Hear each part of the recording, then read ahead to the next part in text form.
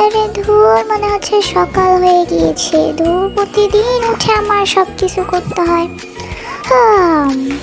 ধুর, সকালবেলা উঠে শরীরটা একদমই কাজ করতে চায় না।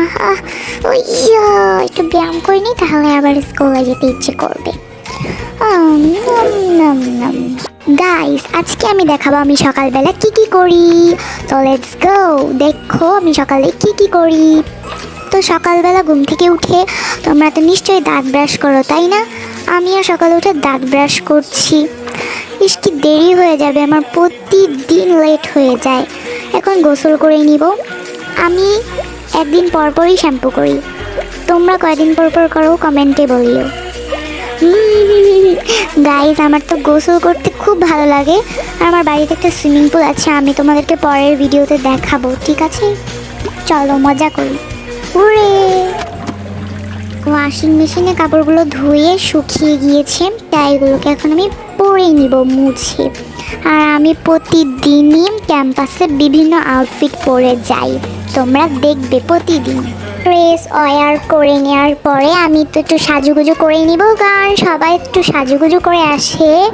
তো এখন আমি সাজুগুজু করব। ওয়াও, কত সুন্দর গন্ধ গাইস! এটা স্মেল নিতে পারলে তোমরা বুঝতে পারতে, একদমই সানফ্লাওয়ারের মতো। আর আমি ইয়াররিংস দিয়ে নিয়েছি, লিপস্টিক দিয়েছি, এতটুকুই করি। বাট ভাবলাম একটু ব্লাশ দিয়ে যাই, আজকে সপ্তাহের প্রথম দিন তো আপনাদের সাথে শেয়ার করছি, তাই। আচ্ছা, আপনারা কি যাওয়ার সময় সেজেগুজে যান আমার মতো? আমি তো আর চুলে হাত দিয়ে লাগাই নাই, পরে হাত লাগাবো। এখন আমার খিদে পেয়েছে, চলো চলে যাই আমার খাওয়ার ঘরে। তো এখন আমি ওয়াফেল মেক করব, তো আমি রেসিপিও দিব, ঠিক আছে? তোমরা দেখো। তো আমি তোমাদেরকে বলছি, আটা নিয়ে আমি মিক্স করে নিব এর মধ্যে রেখে, এরপরে ওয়াফেলটা হয়ে যাবে। আর আমি একটু তাড়াতাড়ি করছি, কারণ আমার তাড়া আছে, এখানে আমার লেট হয়ে যাবে এমনিতেই। আমার ব্রেকফাস্টে আমি একটা জুস খেয়ে নিলাম, যাতে সারাদিন আমি অ্যাক্টিভ থাকতে পারি। আমি প্রচুর অ্যাট্রাকটিভ থাকতে পছন্দ করি। আমি কিন্তু রোজা রাখি নাই গাইস, কালকে রাখবো। আর আমি একটু টিভিও দেখে নিচ্ছি, তোমাদেরকে আমি বলবো আমি ঈদের দিন কী কী করি, মানে দেখাবো সাথে। তোমরা অবশ্যই সাবস্ক্রাইব করে আমার সাথে থাকবে আর দেখবে আমি রোজা রেখে কী কী করতে পারি ছুটির সময়। সকাল সকাল বেতন পেয়ে আমার মুডটা একদম ভালো হয়ে গিয়েছে। আমি শপিং করতে যাবনি কালকে, আজকে আর হবে না। এই তো অনেক রাস্তা পার করে আমি স্কুলে চলে এসেছি। এটা নিচে স্কুল, উপরে ক্যাম্পাস আছে। সবার আগে আমি আমার জিনিসপত্রগুলো একটু রেখে নিই। আর গাইজ, আমার সাথে কি হয়েছে, আমি যেন এখানে স্কেট করতে গিয়ে পড়ে গিয়েছি, কত কষ্টকর। তো আমার হচ্ছে দুইজন ক্লাসমেট, জারা আর তুবা, ওদের সাথে আজকে আমি ক্লাস করব, শেয়ার করব তোমাদের সাথে। আমি যেহেতু ক্লাস টপার, তাই আমি আমার জন্য ফার্স্ট বেঞ্চ, বাট আমি এখানে এসে সেকেন্ড বেঞ্চে বসে পড়েছি। যারা আসার পরে আবার আমি ফার্স্ট বেঞ্চে যেয়ে বসবো।